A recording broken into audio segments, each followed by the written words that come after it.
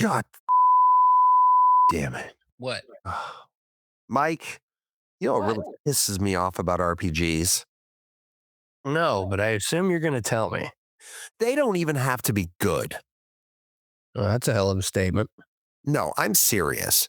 You can have terrible combat, incomprehensible menus, and a story that takes 15 hours to start that sounds like it was written by Uh, a uh, 15-year-old kid. if I may, I'm sure the entire fan base of that game is going to tell you that 15 hours is important too.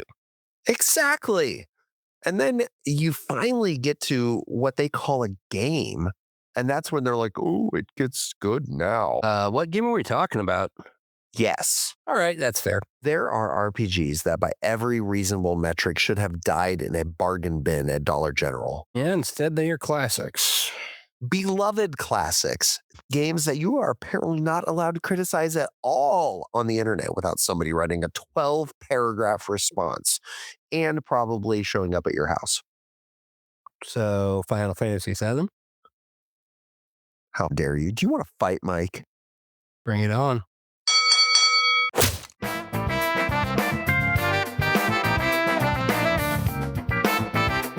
Hi, I'm Tyson. And I'm Mike, and we argue with dragons. Hey, listeners, this is Arguing with Dragons, a podcast for nerds created by a pair of middle aged geeks who love their hobbies. This season, we're covering role playing games and our never ending fascination with them. So, Tyson, what are we going to talk about this week? Those fucking RPGs that should have ended up in the bargain bin for $3.99, but instead dominated their respective systems. Ugh. Yeah. You really want to fight me over Final Fantasy VII? Yeah, I absolutely would. To the All death. right, let me take my pants off. Nobody wants to see that. Thank God we are audio only, ladies and gentlemen. Yeah, exactly. I'm just saying that's how I win my fights. How exactly do you win your fights? By taking your pants off, Mike? All right. Do me a favor here. Just visualize you're No. at a bar. Nope. The moment you said visualize and taking your pants off in the same sentence. No. Hear me out. Just imagine yourself at a bar. You're having a couple of drinks. You bump into somebody. They get all mad. Alcohol's flowing. They say, hey, let's take this outside. So you go outside. What's the first thing that guy does? Takes his fucking shirt off, right? I've seen in my time of DJing a lot of bar fights. I'd never seen one actually take their shirt off, but okay, I can visualize I it. mean, you kind of get the idea. That's kind They of a don't want to. stereotypical They don't thing. want to get blood on their shirts. Okay. Yeah, exactly. Now, see me, if I really don't feel like fighting, which fat fucking chance, I love a good fight, but if I don't feel like getting into a good fight, I take my pants off. Because if they're throwing punches and they are running the risk of touching your wiener, they are going to pull their punches or fight a little less tactically because they're trying real hard not to be a ball gazer. Oh my God, you're absolutely right. I'm just saying, dude, it's a life hack. Mike's right. If you take your pants off before you get into a fight, I think the other person's going to be like, whoa, this dude's crazy. He's crazy. I'm not fighting him. Yeah, Speaking of fighting, never failed. Not that I've tried, but speaking of fighting, ladies and gentlemen, I am fighting a cold. So bear with me if I sound like absolute ass in garbage today. ass and garbage, you say? Yes, ass in garbage. Huh. But also, Mike, speaking of taking your pants off, Mike and I Ahead of you, bud. we have been playing Dungeons and Dragons over Discord for almost a year now with our respective campaigns. And And Discord means pants are optional. I know we don't have webcams on us. And you have no idea what kind of crazy shit I'm doing on my side. I wear a banana costume every time I play. Now we need to put a webcam. Folks, if you want to see us get webcams and put webcams on so you can see Mike in his banana costume, email me at arguingwithdragons@gmail.com. But no, the reason I bring that up, Mike, is I think we should talk to our listeners a little bit about our campaigns. Tell them a little bit about what we do when we play D&D and like what our stories are about. All right, yeah. But why don't you go first? Let's hear all about the realm of Tristor and what's going on there. All righty. In the very Skyrim-esque realm of Trisdor, there exists a heretical order called the Order of the Gilded Heart, based entirely around the teachings of an ancient woman who stood against a demonic army seemingly by herself and led a slave rebellion, driving the demons away and retaking her lands from the dark elves who sought to annihilate her people. Now, multiple thousands of years later, the player characters are part of the same heretical order. However, it has somewhat fallen out of favor and into disarray, just as demons start popping up everywhere. They're going to get to the bottom of it, and they're going to bring glory back to the Order of the Sacred Heart. Oh, yeah. Ooh, that made me shiver a little bit hearing you say it like that, Mike. So about that make and order, Sunday nights are our game nights. So exactly how much order did we make Sunday night, Mike? Very fucking little. Oh my god! So, Combat does tend to be a little chaotic from time to time, so oh well, we did. But what I'm touching on is at the end of this fight, listeners, the mega demon bitch that we killed dropped the scepter, and it was glowing green. And when one of the NPCs that was with us that works for this order picked it up, Mike described him as having something just a little off in his eyes as he held this scepter in his hand. And then he said, I'm going to take this back to the order so we can safeguard it. And all of a sudden, all the player characters had the exact same idea. Oh, this man's possessed now, and we have to get the scepter away from him. So my character Rax, of course, beefy boy warrior tries to manhandle it out of his hands and rolls a garbage strength check. And our Dex fighter ends up smashing it out of his hand and breaking it apart. And lo and behold, the soul of some demon lord was inside of it, and it just took off and ran. And now we released it to the wild. And boy, was that NPC pissed at us. very kind of moment I for you know. guys, You should have been like, wasn't it? you should have looked at us, Mike, and said, read the fucking room. Exactly. We all failed to read the room, ladies and gentlemen. But you know what? That is some of the most fun you can have in Dungeons and Dragons. Either a failure to read the room or when you read the room perfectly. Either Well- one's a recipe for a good time. Oh, for sure.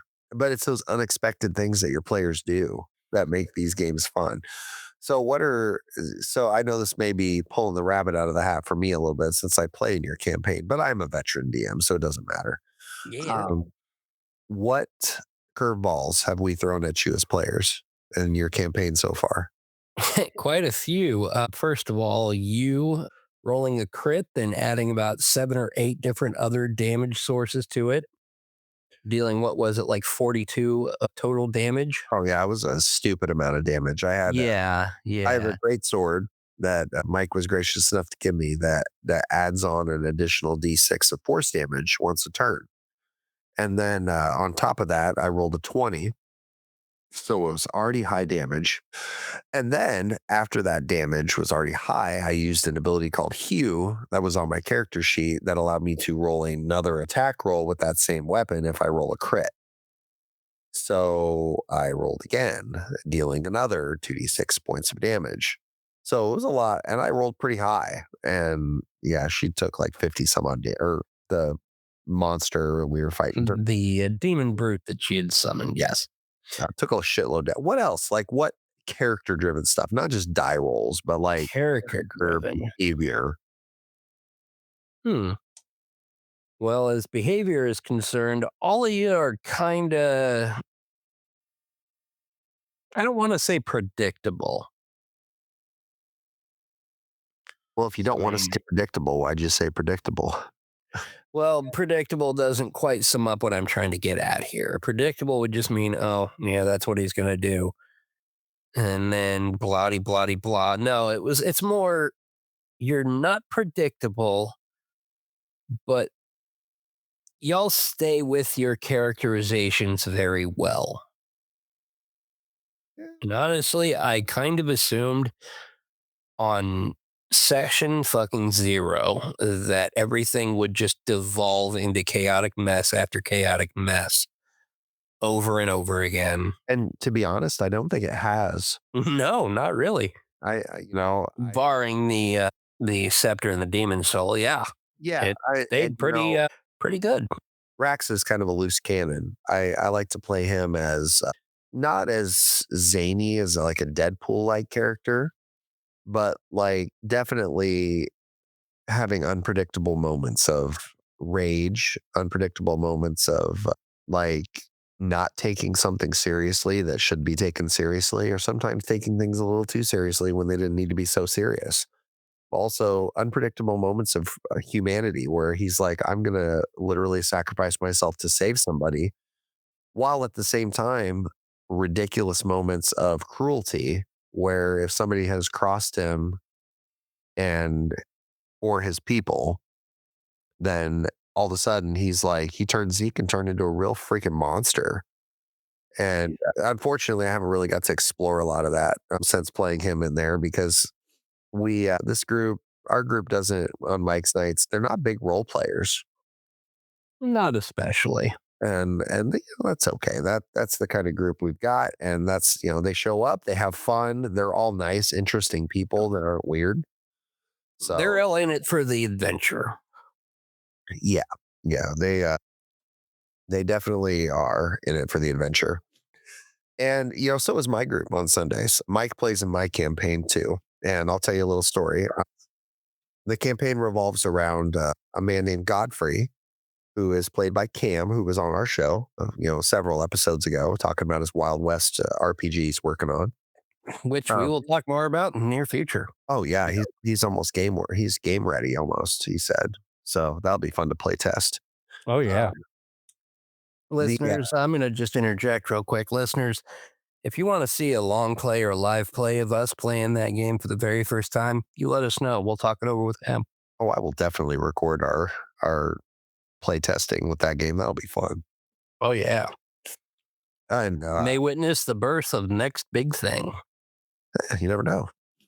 So Godfrey and his best friend Leonida, a catfolk, were venturing through the wilderness on a tropical island. They had arrived to a small port town, and they were hunting a feather from a juvenile owlbear.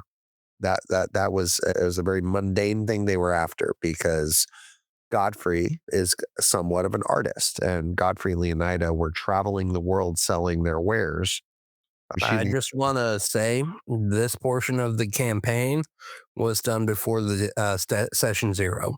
yeah, So this actually. is the first time I'm hearing any of this. Yeah. So Mike was not present. I wanted to run a short session with the two of them before the rest of the group came because I wanted to set up the the main crux of the dilemma for the campaign and have it be focused around Godfrey. And then the rest of the group are kind of orbiting his decisions. Uh, so they were searching for a juvenile owlbear feather because Godfrey likes to carve bone statues and make decorative bone effigies. And Leonida is a glassblower who is just tagging along at this point. Well, they find their owlbear, and in the chase trying to get it pinned down, Godfrey falls in a hole. And at the bottom of this hole is a beautiful, um, basically a cave with water and some life in it. It was really, really picturesque, really beautiful. And Godfrey fiddled around in the dark until he found his staff and got his light spell going. And he stumbled across a skeleton. It was a skeleton of a half devil, devilkin, and or tiefling, if you want to use the official D&D race, whatever. And it was clutching onto something. It was clutching onto a tablet made of jade.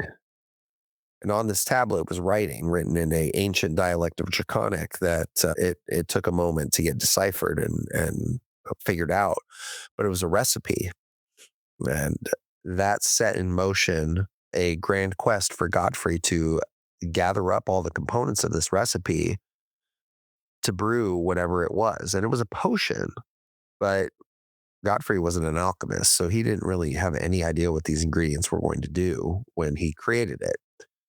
Now, we fast forward several episodes and several sessions. The group got together. It started out with a dragonborn rogue and a stonekin or Goliath, a barbarian, and Leonida, a druid, catfolk druid, and Godfrey, a human mage.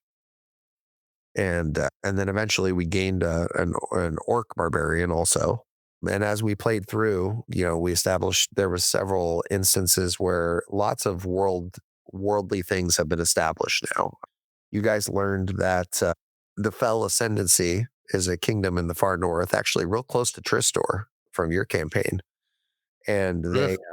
they are a race of, or not a race, but a class of warlords that run the country that enslave the demi races. It's ran by a family, the Fell family. And, rumors float around that they're really not human themselves. But they enslave all the demi races and they're conquerors and very much disliked by the majority. You learned that Farrison, which is a province to the east of your island that you started on, was formerly owned by dwarves and given to the humans. So you guys have just, you couldn't kick a rock over without coming across some lore of the world, which is how I really love to run my stories. I love to world build, folks. Said it a million times, say it a million more. And right now, where we're at, we're in this lovely plains area. Well, it's kind of a plain surrounded by rocky cliffs, and it's called Coltio. And the players are just now starting to learn the lore and the facts and the stuff going on in this area. And it's being plagued by undead. And they've come across a gentleman named Mark, who is an elven moon knight, and he's been sent by his order here to get to the bottom of what is actually causing all these undead to rise from the grave. And Mike, tell them a little bit about where you guys left off last. Well, little backstory. We happened upon a town, very small, located next to a landmark, which is literally a giant spear rammed into the ground. We are looking at the very butt end of it, and it extends about 50 meters up. Well, this city is being ravaged by some unknown creature or creatures that are all black as night with red glowing eyes. We decided to investigate a little bit, went into the woods, happened upon a black elk with red eyes, covered in thorns, and just overall menacing as hell. And then it took off into the woods. We chased after it and happened upon the lair of what basically looks like Illidan's Storm Rage, but with less of a grooming routine. He does. The image of this man, it looks like if you took a druid and a druid couldn't decide what he wanted to shape change into and happened to shape change into several things at once is what this Well, looks like. I don't know. I would honestly say it almost looks like if Gargoyles was written by the people who did heavy metal. Yeah. It's metal as fuck.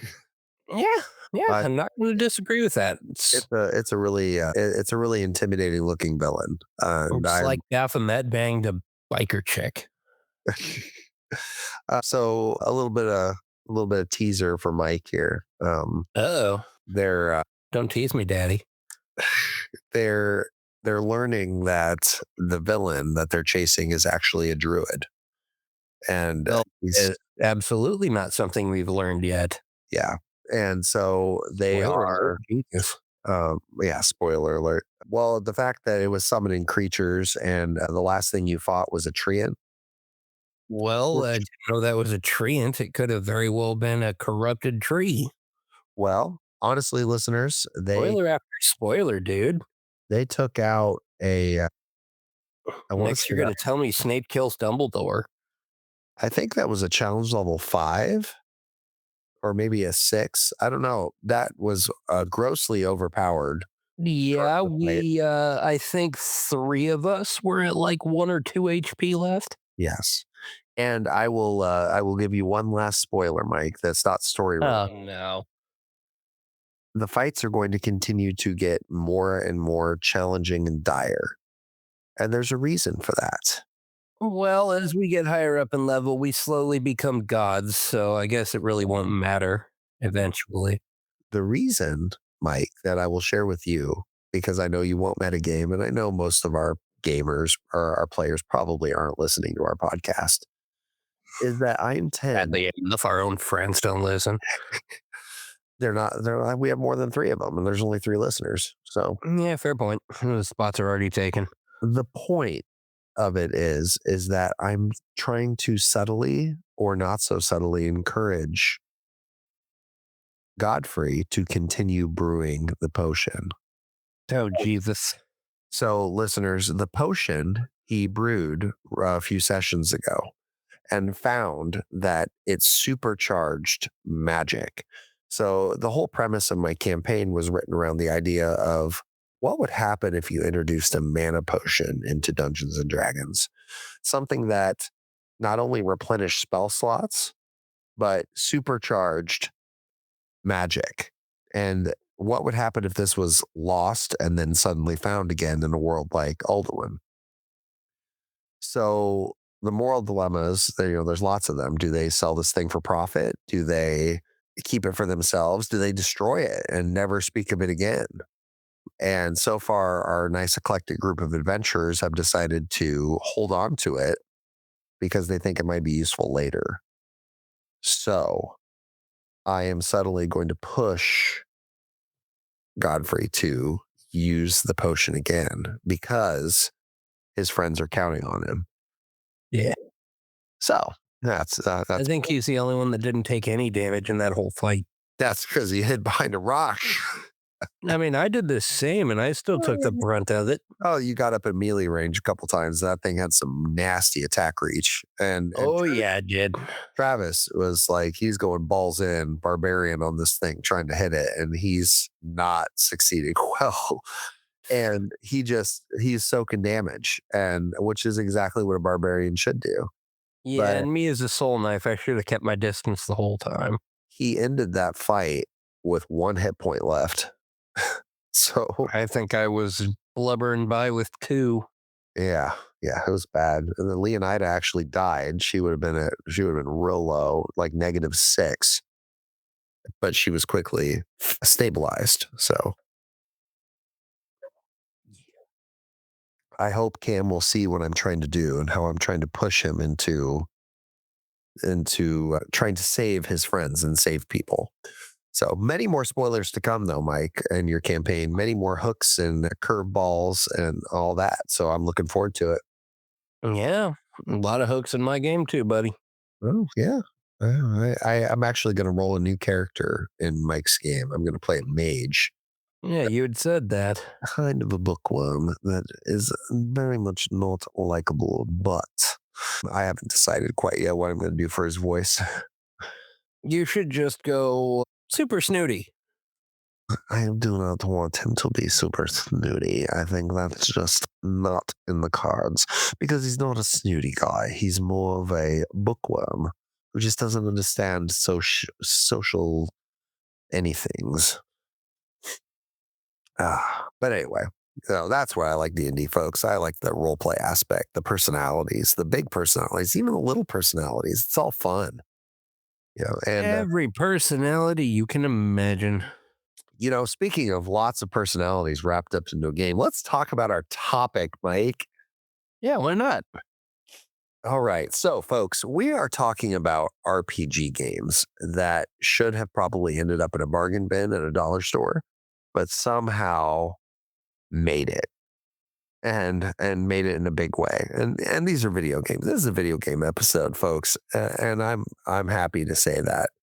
We've talked a lot about paper and pencil and D&D and all that in the last several episodes. So we're going to go back to some of our roots here and talk a little bit about some classic RPGs that made us love RPGs that I'm really surprised any of us even like.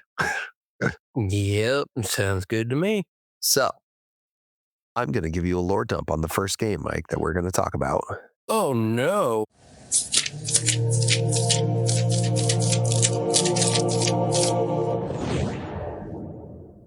Super Mario RPG Legend of the Seven Stars, released in Japan on March 9th, 1996, and in North America on May 13th of the same year. It was developed by Square, published by Nintendo, and produced by Mario creator Shigeru Miyamoto. Shigeru Miyamoto. I can't pronounce their names. The game was a major collaboration between Nintendo and the company that made Final Fantasy, Square, combining traditional turn-based RPG with Mario-style platforming, exploration, humor, and a timed button press attack, which was wild for me as a kid trying to figure that shit out. Sold roughly 2.1 million copies worldwide. And although there's no reliable public figures for its gross revenue over the years, the story in this game kind of wild. It begins with Mario rescuing the princess, which obviously, I mean, duh, but that's how it begins. And then everything changes all of a sudden when, in the middle of the rescue, a giant sword crashes into Bowser's castle and shatters the Star Road. Mario teams up with some newcomers, Mello and Gino, along with Bowser himself and the princess, to recover the seven star pieces and stop the invading Smithy gang who has shattered the Star Road. Mm. A couple of Gang violence in a Mario game. fun things here. The game introduced Gino and Mallow, and those are characters you've never seen in Mario before. Mallow was loosely based off Kirby by the look of him. And Gino, I don't know where Gino came from. He's like a weird looking, like that definitely came from Square and not Nintendo. Kind of look like a puppet, doesn't he?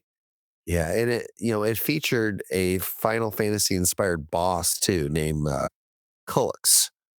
And this game helped lay the groundwork for all the Mario RPGs that came after. Paper Mario, which I think you think is objectively better, which we'll argue about later. And, all the sequels that came off that. This was also one of Square's final major SNES releases before the company shifted everything over to PlayStation. Because Square kind of Yeah. went right up Sony's ass after Mario RPG. Yes, they did. So, Mike, have you played Mario RPG? I have not. Oh, Not to speak of. I've touched it a few times in my years, but never really gave it a God's honest try. you should. And I'll tell you why, Mike. This game is a gem. It, you know, Anybody who loves Mario and loves platforming has every reason to look at this game and be like, what the fuck am I doing playing a turn based fighting game when I'm playing Mario? Like, this game shouldn't exist because of what it's actually conveying and what it's actually doing. I mean, who would have ever thought to put Mario in a turn based game? And then to take all the Mario villains and Donkey Kongs and all that shit, like all that shit's in this game. It's wild, man. And it's weird. You But never played Paper Mario, did you? no, I never played Paper Mario. You What should. was so great about Paper Mario, Mike?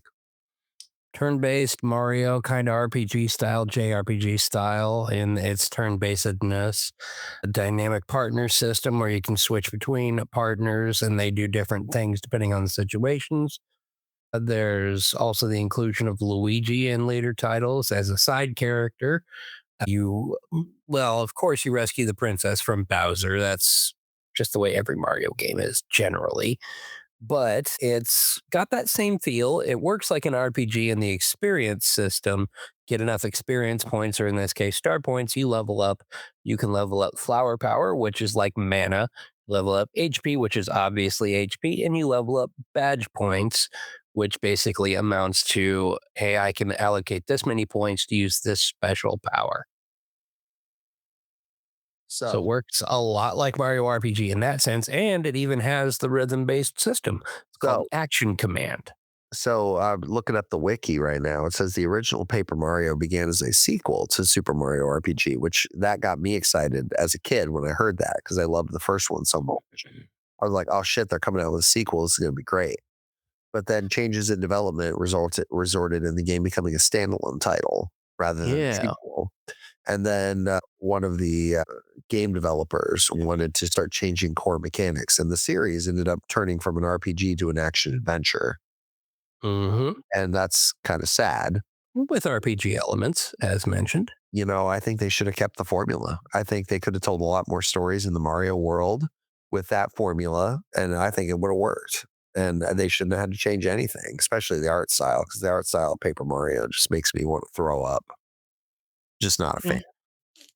Not a fan. Well, it has its own charms and it has its own portion or own points here. But for instance, with Paper Mario 2, The Thousand Year Door, you actually leaned into being made of paper pretty heavily with some out of combat abilities. Well, that's depressing. I'm two dimensional. What? I said that's depressing. I'm two dimensional. Well, the case being, the first one you learn is to be able to flip dimensions. So normally you can see Mario side on, you can see the full profile, what Mario looks like, and all that. Then he turns paper thin, he can slide into tiny spaces. Oh, that's cute. Yes, Okay, it is. so we're not talking about Paper Mario though. Mike, what is No, we're not. Mario RPG that makes it so you can't seem to stay with it? Well, last time I really gave it a college try, I was maybe college age. Ah, ADHD. It's just time has been a factor in it. If you were to present me with a Super Nintendo and the game like right this second, I'd fire it up and give it a shot. I will present to you a ROM that you could play it on, maybe. Are you asking me to do something illegal? Oh no, I've owned Super Mario RPG and the Seven Rings before, so therefore I feel like I should be able to own the ROM too. Oh. Yeah, I mean that's kind of how it works in my mind. But you know, fuck all that shit. But anyway, this game, folks, it's charming as hell. You know, it's cute, it's fun. The battle system is interesting. The combo attacks, the button mashing, every character's got its own special ability. And to be able to run around with Bowser and Princess on the same team is just, you know, as a kid, it just blows your mind because you're like, how are these people getting along? And it tells a really interesting story. You know, Mallow, when you meet Mallow in the game, he thinks he's a frog. And it's like he's obviously not a frog, but he thinks he's a frog because he grew up with frogs. So he ends up finding his home and figures out that he's a cloud person. And that's why he's, you know, looks like a freaking Kirby.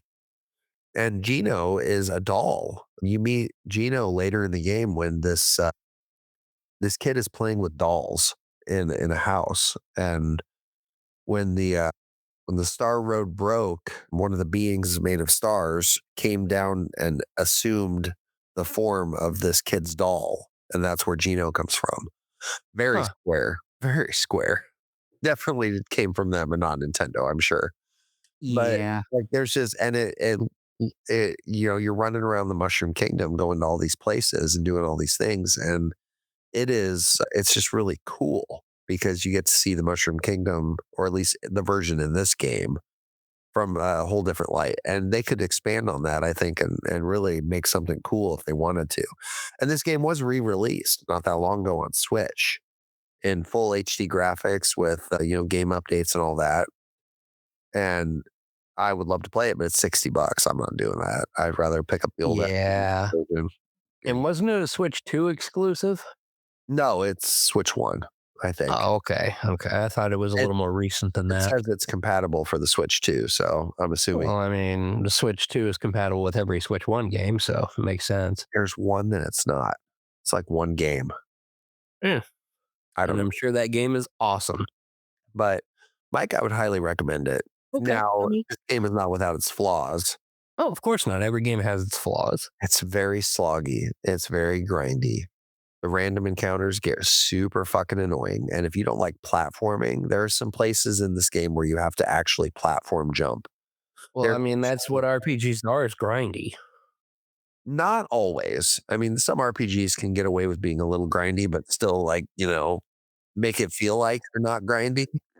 But this game is pretty grindy at some points because, like, you're running around some areas trying to get this platform right. And every time you fucking can't jump on it, then you're in another fight. Oof. And the villains, the bosses, and all that can be wildly overpowered compared to you, or wildly underpowered, depending on what kind of RPG player you are. I'm the kind of guy who's going to go grind over and over and over again, so that when I fight that boss, I'm going to stomp his ass.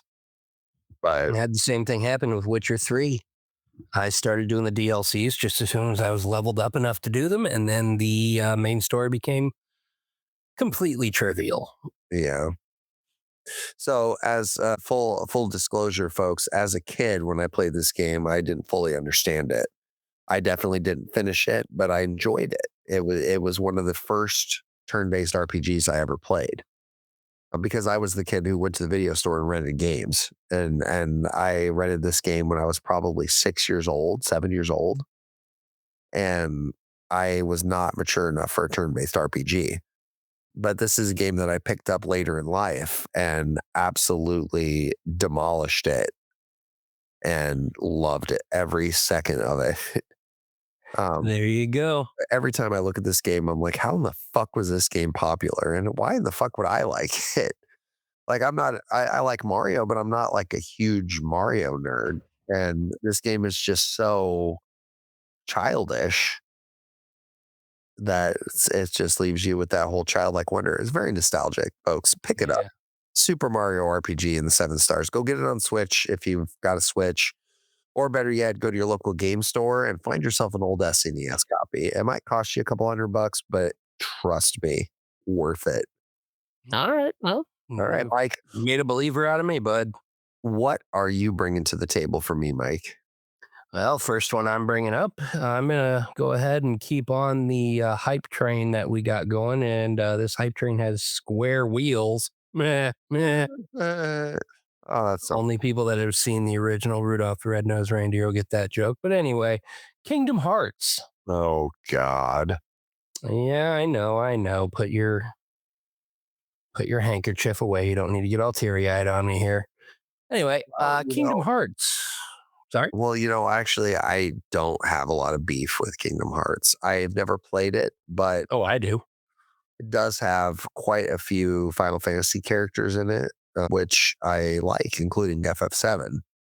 And more Disney characters than that. Yeah.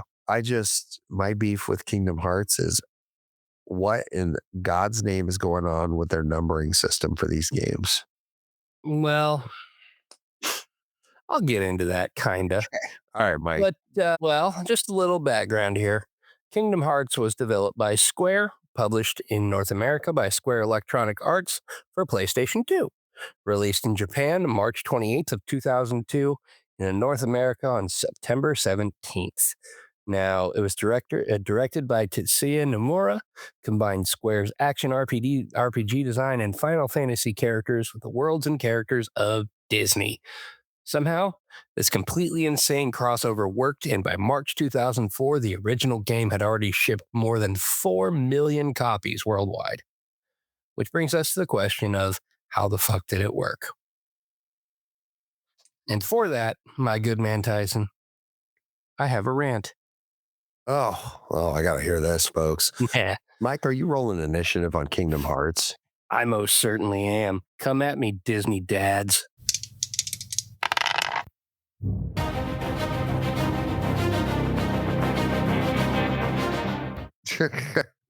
All right, let's hear your rant, Mike. Alrighty, so Kingdom Hearts is what happens when somebody asks, what if Final Fantasy characters hung out with Donald Duck? And Square Enix responded with a summary of Dune written by a teenager who just discovered mushrooms. The first game is simple. Kid gets a giant key, darkness is bad, save your friends. Then somebody discovered flowcharts. Now Kingdom Hearts has hearts that create Heartless. Nobody's don't have hearts except when they do. Sora is Roxas, but Roxas looks like Ventus, and Xehanort is an old man, a young man, a possessed man, and apparently half the fucking population of Japan. I don't follow any of this.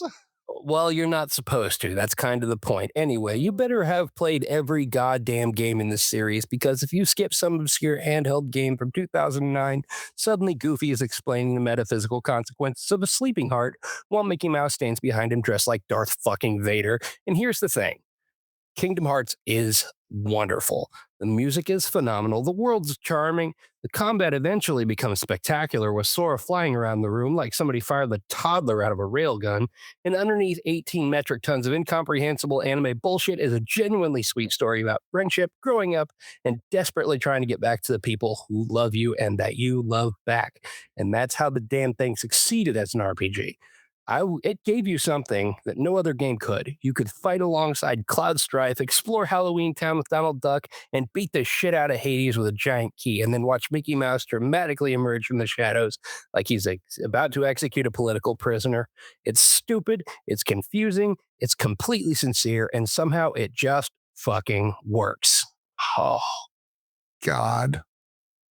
I'm just... If you couldn't keep up with that, welcome to Earth. That's how Kingdom Hearts fucking works. So a lot of noise, a lot of pretty colors, and no comprehension. So I looked up here the series order for Kingdom Hearts, and this is the recommended release play order. Let's hear it. Kingdom Hearts Final Mix, Kingdom Hearts Re-Chain of Memories, Kingdom Hearts 2 Final Mix, Kingdom Hearts 358/2 days, Kingdom Hearts Birth by Sleep Final Mix, Kingdom Hearts Coded, Kingdom Hearts 3D Dream Drop Distance HD, Kingdom Hearts X Black Cover, Kingdom Hearts 0.2 A Fragmentary Passage, Kingdom Hearts 3 Plus Remind DLC, Kingdom Hearts Melody of a Memory, a rhythm game that features a very important post-Kingdom Hearts 3 story elements. Oh my. Kingdom Hearts Union X Cross and Dark Road. Mobile games with cutscenes. What what in the fucking Dragon Ball Z kind of bullshit is this? Well, it keeps to the Japanese naming convention of just about every popular anime out there. Throw in the letter X somewhere, and it's going to succeed. Or have some weird obsession with the color blue. I literally think they smashed a keyboard, and then they just rearranged the keys that broke off. And that's what they named these games. Well, no, I think what they did was they took the original names in Japanese, ran it through Google Translate between about 90 different languages, and then just used the result in English. Oh my God. It only makes sense. Oh my God. I applaud Square for releasing so many games that people are willing to play like this. And, but this is so very Disney. It very much is, but it's also very, very, very anime. And I'm going to be honest with you. I haven't played every game in the series. I played the first one. I played the second one, not to completion. And I played Chain of Memories, not to completion. I enjoyed what I had played. It was fun. It was different. And it had Goofy in it. Gosh. Gosh. Oh my. Oh my, did you just shit on a cat? That was Donald Duck. So yes. This Donald Duck shitting on a cat, folks. Oh my. So why is this game popular? How is a mashup between anime, Disney, and Final Fantasy even a thing? You just answered your own question. It's Disney, it's anime, it's Final Fantasy. It's gonna make money. Well, folks, there you have it. I mean, if you slap enough fucking bumper stickers on shit, then you're gonna eventually get somebody to buy. Yeah, exactly. Oh man. All right.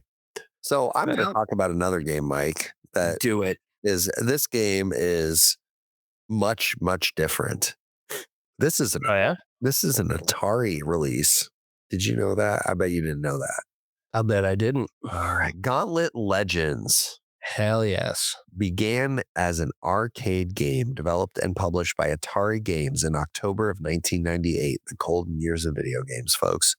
Yeah. It was essentially a modern revival of the original Gauntlet format, which was, I believe, a never ending dungeon crawl on the NES.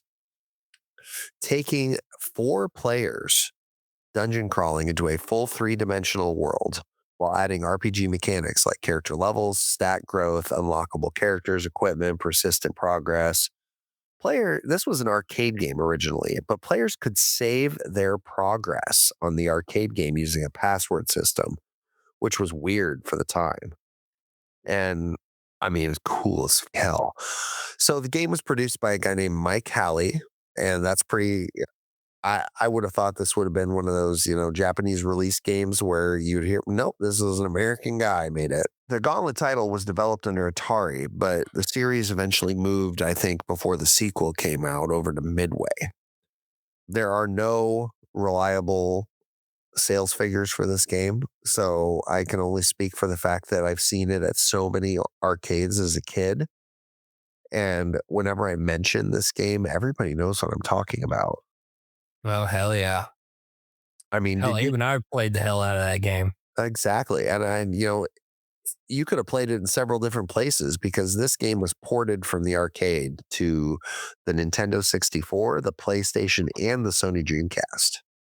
Yeah, I played it on the PlayStation, and the weapon speed on that one was the same as sped up as it was normal on the 64 because the PlayStation is an inferior system. Fight me.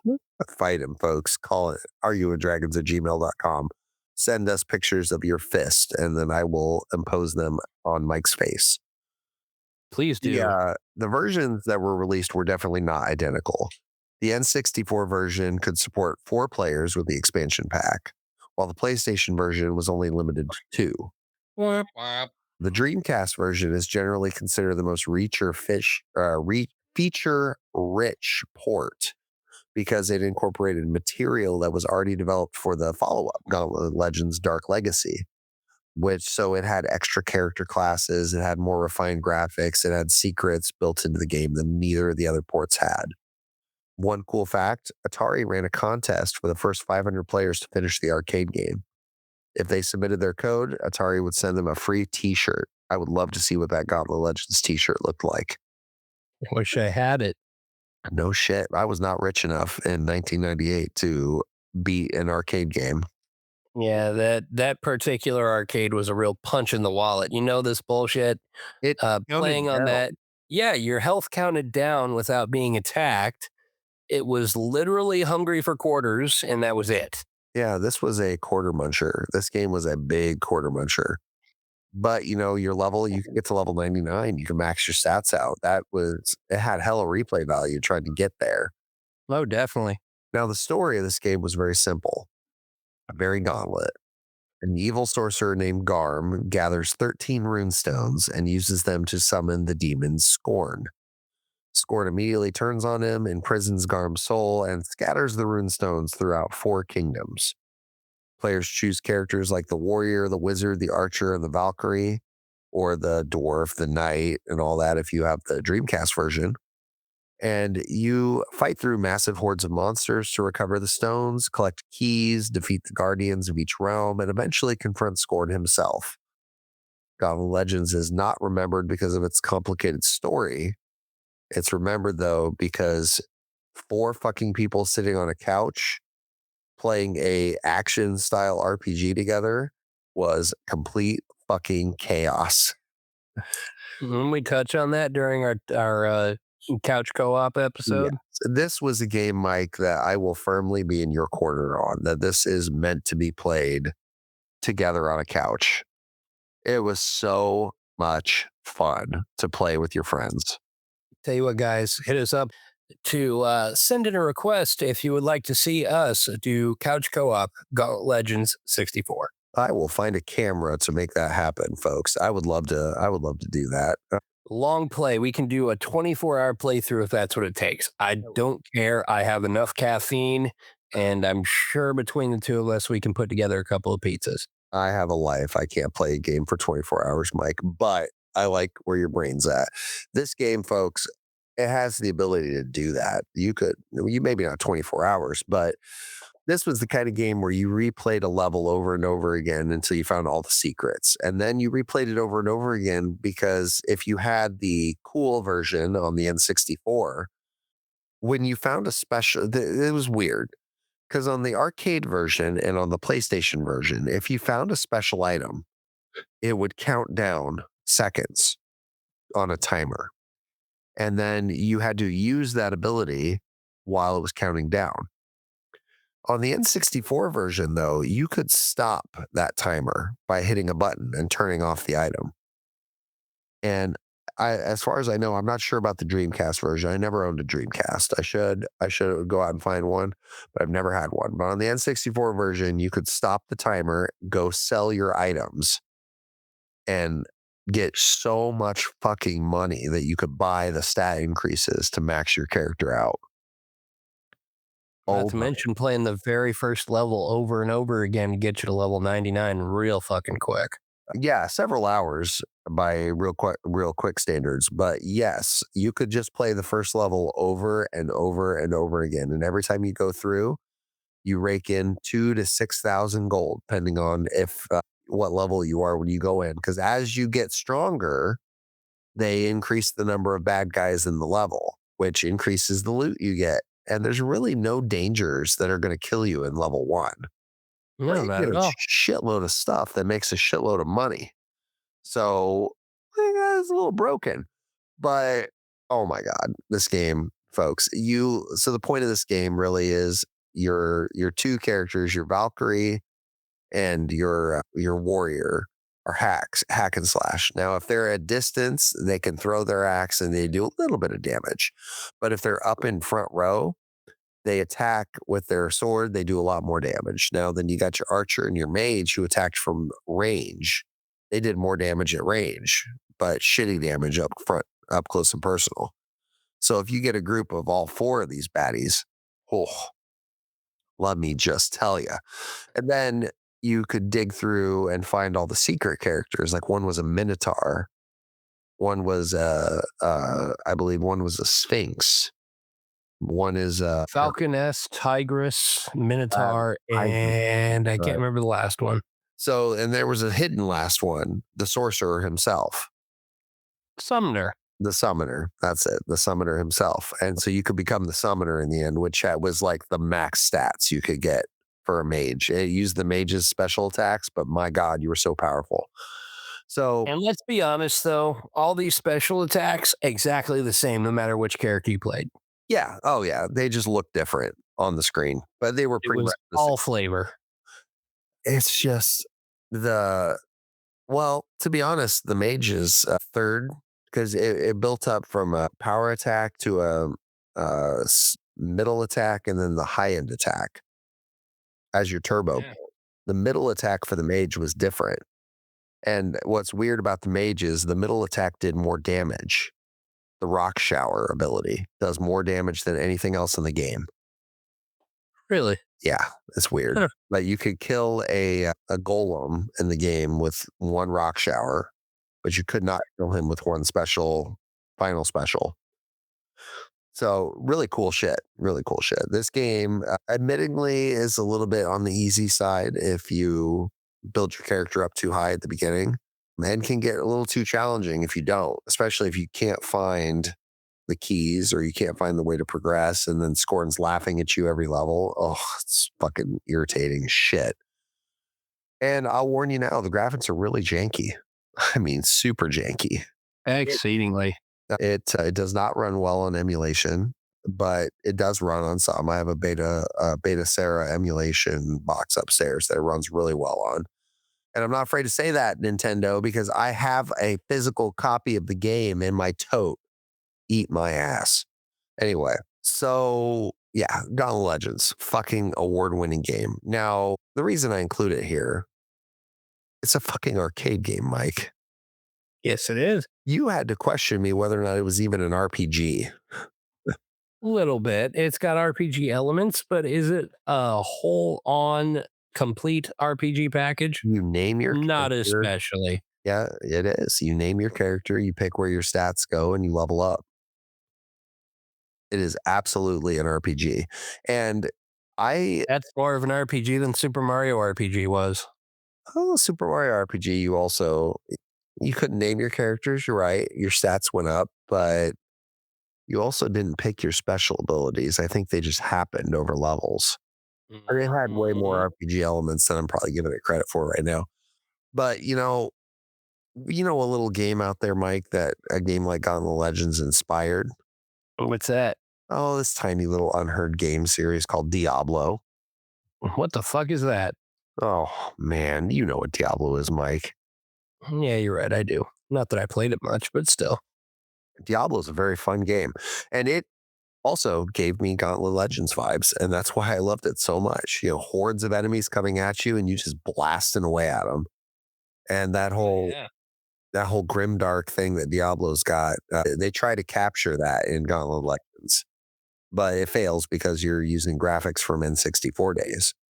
Mhm. So definitely a pioneer game. I mean, I can't tell you another RPG where you can sit on a couch with four people and play for hours and not get bored. As RPG goes, slim pickings. No, fuck no. I can't name a single RPG that four-player co-op. I can't either off the top of my head. Legends of Zelda and the Four Swords. Well, that's not an RPG though. I see. I will always fight you on that. I think Zelda is an RPG. Mm-mm. It's an adventure RPG in my eyes, but whatever. I Right. would call it an action adventure, but All right, Mike. Let's hear your other game contender. All righty. I'm going to let you go ahead and guess what it is. It's one of my favorites. Oh Jesus! It's probably an Elder Scroll game, isn't it? I mean, yes, I'd say you don't get a lot more pure RPG than the Elder Scrolls, to be oh, totally honest with you. uh, And I picked Morrowind as my second choice. all right. What Now, tomorrow? we're talking about RPGs that should have been left in the bargain bin.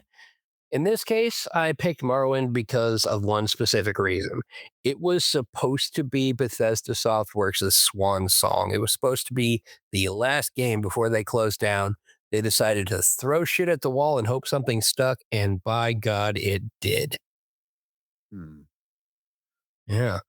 The Elder Scrolls 3 Morrowind was developed by Bethesda Game Studios and published by Bethesda Softworks, releasing for PC in May of 2002 and later that year for the original Xbox. It's the third main Elder Scrolls game and a massive gamble for a much smaller at the time Bethesda, offering players an enormous 3D open world with almost absurd freedom in how they explored it, built their character, and approached its story. It became an absolute landmark of an RPG and helped establish the formula that Bethesda would later build Oblivion, Skyrim, and Fallout 3 around. And somehow, it accomplished all of this while having a combat system that occasionally forgets what the word hit means. So, Or tell what- you what I'm going to do. In the spirit of fairness here, yeah. I'm going to rant on one of my favorite games. Oh, I love this. I'm here for it, Mike. Let's hear it. Morrowind is what happens when Bethesda drops you in an alien swamp, hands you a butter knife, gives you directions written by a drunk guy with a compass, and says, "Good luck, fuckwad." There are no quest markers, fast travel barely exists. NPCs give directions like head east past the weird rock, turn north at the tree. Every rock looks exactly the fucking same, and a cliff racer has been screaming at you since breakfast. Well, then there's the combat. You watch your sword pass directly through a guy's chest while the game rolls invisible dice and says, "Nope, you missed, fucker." Apparently, you need 20 hours of training before your character figure out how swords work. And yet, Morrowind is still fucking wonderful because Bethesda trusted you. You read your journal, you learn landmarks, you get hopelessly lost, wander into places you absolutely shouldn't be that are pronounced in some weird way, kind of like how Japan names their cars, and eventually you actually understand the bizarre world. And it's all hits you all at once with just one bizarre realization. And Vardenfell is worth understanding. Giant mushroom houses, ash storms, bug taxis, living gods, insane religions, ancient grudges, enormous dead crabs being used as buildings. That's why it worked. Morrowind doesn't constantly tell you you're important. It gives you a hostile world that doesn't give a flying fuck about you and lets you slowly conquer it. It has ugly, blocky graphics. It's clunky. Half the mechanics are held together with duct tape and early 2000s optimism and wishes, but Morrowind doesn't give you an adventure. It gives you a world, it gives you a sword, and it tells you to fuck off. I couldn't have said it better myself. Oh Have you my. played it yet? I have not. And I Do it. probably never will. Slight warning for people wearing headphones on that part. Oh, I probably never will. Um, I mean, it did bring Bethesda back from the grave, basically, right? It absolutely did. Bethesda had a couple of winners, like with Daggerfall and Arena. They did decently well with those, but then they tried to do a bunch of experimental shit with things like Elder Scrolls Adventures Redguard, which I own. It is ass. And then they tried Battlespire, which is a spin-off of Daggerfall. You are training to become the next Imperial Battle Mage. It too was ass. Then they tried a slew of mobile games specifically for the N-Gage. All of them were kind of okay. You know what I really respect about Bethesda, though? What's that? They picked a world and they stayed in it. Aside from Fallout and them going into the sci-fi genre, they stayed in Tamriel That they did. all the time from fucking day one. That they did. And you know what? There were some retcons here and there, but that's going to happen with a world and lore as expansive as they Who made it. actually wrote Tamriel? A few people. Michael Kirkbride was credited with being one of the largest influencers in the world building portion of it. He wrote a ton of lore specifically around the Empire and a few very questionably written portions, including a 15-year-old king's, let's say, baby batter being used to make bread. Ew. Yeah, You it's won't read all in that. the lore Yeah, somewhere. you won't read that in the Lusty Argonian Maid books. No, you won't. No, you won't. I married an Argonian in there once. I did too. I had to answer some very awkward questions. Well, for sure. For sure. Oh my God. Well, Morrowind, I will say my experience with Elder Scrolls ends at Skyrim and begins and ends at Skyrim. And I'm okay with that. One day I might, if I have time to pick up some more games, because I just don't game that often anymore. And I would love to pick up Oblivion and try that out with the remake. Hell, if they remake Morrowind, I'd probably try it out too. It's already in the works. All right, folks, these are RPGs that we love, and They are. they have shaped us in so many ways. Mike's talking about Morrowind and all that, and Tristor in my D&D world is very modeled closely to Skyrim. And I picked Tristor as a province for Mike to run his campaign in for him because it was something I felt he would like mechanically, flavorly, and I let him go ham on it. And I expected something totally different than demons being spawned all around it. But, you know, these games are what inspired us to do this kind of stuff. These games are what shaped us as kids. Yes, Yep. they are, sir. I mean, I owe a lot to Nintendo and Square and these Gauntlet Legends fuckers who at Atari for bringing me to kind of find who I am. Yeah. And I owe a hell of a lot of my childhood to the Elder Scrolls. I started with Daggerfall when I was, I don't know, 12. 12. Not a care in the Yeah. world. 12-year-old Mike, folks. Oh, 9/11 was still fresh. God, I was already in high school by 9/11. Yeah, I was 6th grade, and they decided to show us the live footage. I will, to So, this day, never quite understand why society thought that 12-year-olds would be ready for that. But, oh no, the entire world is going to change overnight. There's unadulterated violence and so much death on screen. Hey, honey, bring the 2-year-old in. He needs to see this. right, right. All right, folks. On that note, I would love for you to follow the Arguing with Dragons podcast on Facebook. Hit us I up, would too. facebook.com/slash arguing with dragons, or check us out on our link tree. You can type in at Arguing with Dragons on Linktree and you'll come right there. Also, it will be in the description of this podcast, a link right there to Let's Get Social. And you can check out our store. We've got some shirts for sale there that I would love to get shipped out to some folks to support the podcast. You can find our Patreon is there, even though there's not a whole lot of content there yet. We plan on changing that. I am nearly complete with the Harbinger Dungeons and Dragons class that I feel like I'm going to release on our Patreon page, possibly. It will be a uncolored, unarted release if I do, because I plan on publishing that with the DM Guild. And I believe they have exclusive rights to it once I do. But I may change that mind else. But the class is coming along very nicely. The subclasses are all fleshed out now. And we have an affliction table for this class that is, I think there's 36 afflictions. I've given it a couple of once overs myself, and I don't hate what I'm reading, but it's taken me a little time to comprehend it all.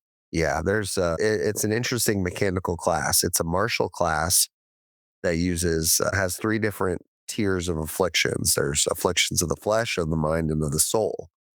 Some of them are ranged with saving throws. Some of them are physical attacks that you do and cause the afflictions. But it's some of them are skirmishers. Some of them are backline casters. Some of them are a little more tanky. But the class definitely does not disappoint. It's Hell yeah. heavily inspired by the Warlock class of World of Warcraft and Jason Asano from the He Who Fights with Monsters book series by a guy who calls himself Shirtaloon. I think his name's What a name. Travis Deverall, I believe is his name.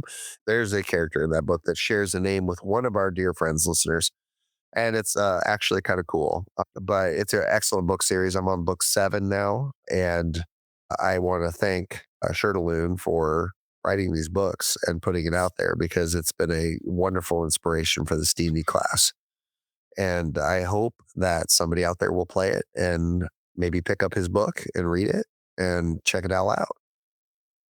I've got some plans this season for a few more interviews, folks. So I want to definitely throw that out there and dangle that worm on the hook, so to speak. I won't talk about who or what now, but it's definitely. Uh-oh. I know we're going to probably get our good buddy Matt back on the show to talk a little bit about how to publish your D&D content, which will be a fun episode. I think that's a bygone conclusion that he's coming back. He's a wonderful guy. Oh, absolutely. Fantastic dude. And of course, Mike and I are always on the lookout for a good Comic-Con to go to, folks. So if you've got a good one in mind that you'd love to see the Arguing with Dragons podcast come to, please write us in arguingwithdragons@gmail.com or get on our Facebook page and leave us a comment. Love to hear from you. Really shilling our links pretty heavily in this episode, aren't we? You got to shill something, Mike. I mean, I'll give you that. you can't run a podcast for free. Yeah, that's true. Please buy our t-shirts. Anyway. All right, folks. So instead of me asking Mike if he's got a fun fact, I've got a fun fact for Mike. Oh. Mike, you were talking about 9/11 a little bit ago, right? Oh, Jesus. We are so getting demonetized. Wait, there was a chance to get monetized? Well, on YouTube, yes. Actually, it has nothing to do with 9/11. Mr. Rogers. Well, then why bring it up? What are you doing?